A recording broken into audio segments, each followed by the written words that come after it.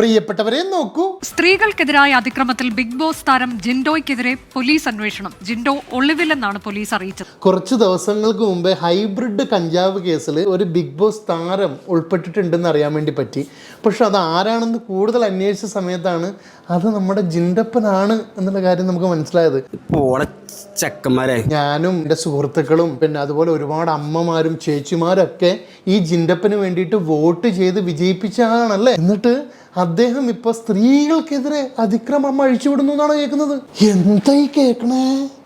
Hybrid കഞ്ചാവ് case, സ്ത്രീകളോടുള്ള അതിക്രമം, ഇനി അടുത്തത് എന്താണ് വരാൻ പോകുന്നതെന്ന് കണ്ടറിയണം. ജിൻഡപ്പന് വേണ്ടിയിട്ട് ഞങ്ങൾ ജിൻഡപ്പൻ കീ ജയ്, ജിൻഡപ്പൻ കീ ജയ് എന്ന് വിളിച്ചൊരു മനുഷ്യനാണ് ഞാൻ. ഞങ്ങളെയാണ്, പ്രേക്ഷകരെയാണ് നിങ്ങൾ പറ്റിക്കുന്നത്, പ്രേക്ഷകരെയാണ് നിങ്ങൾ ചതിക്കുന്നത്. നിങ്ങൾ ഞങ്ങൾക്ക് എല്ലാമായിരുന്നു ജിൻഡോ. കേസ് അന്വേഷണത്തിൽ സ്റ്റേഷനിൽ ഹാജരാകാൻ പറഞ്ഞിട്ടും ജിൻഡോ എത്തിയില്ല എന്നാണ് പോലീസ് പറഞ്ഞത്. നിങ്ങൾ എന്തിനാണ് ശരിക്കും ഒളിവിൽ പോയത്?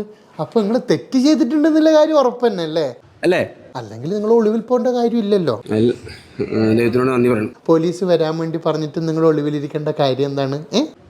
സ്ത്രീകളോടുള്ള അതിക്രമം കാണിച്ചുകൊണ്ട് നീ കേരള ജനതയെ ഒന്നാകെ പറ്റിക്കുകയാണല്ലോ ജിൻഡപ്പ.